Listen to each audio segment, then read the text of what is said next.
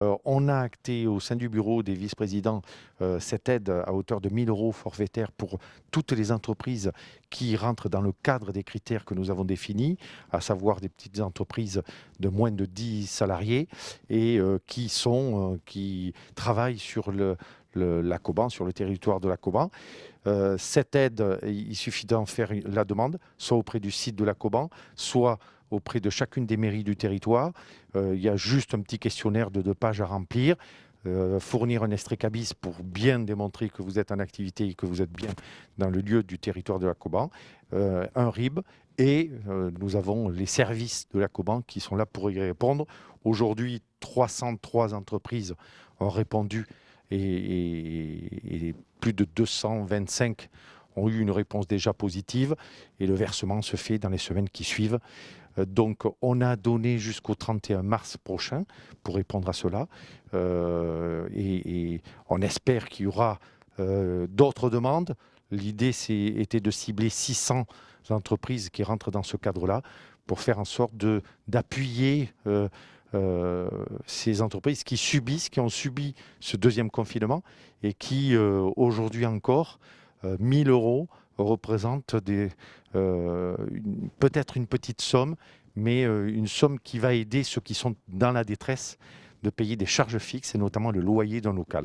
L'aide financière, c'est une chose qui peut être perçue peut-être comme un saupoudrage, même si, comme je le disais, 1 000 €, ce n'est pas rien, compte tenu du fait qu'il y a 600 entreprises concernées, ça représente 600 000 € dans l'absolu. Mais on va aider des structures, celles qui font un peu l'interface entre nous, collectivités, et les structures concernées. CACBN nous a demandé une aide par rapport à ce qu'ils peuvent faire en plusieurs étapes, un soutien d'information, d'ateliers, mais aussi un soutien individuel avec un calcul qui est fait sur l'année 2021 d'à peu près de 40 000 €. Ils nous ont demandé si on pouvait les aider, les accompagner dans ce soutien auprès des auto-entrepreneurs, auprès des petites structures et qui adhèrent ou non à l'association, ce qui nous a plu. Donc de là, on a dit oui. J'ai répondu positivement. C'est une réponse collégiale du bureau des 8 maires de l'Acoban et de dire qu'on va soutenir une structure associative qui représente pas mal d'entreprises, mais aussi c'est aider d'autres structures.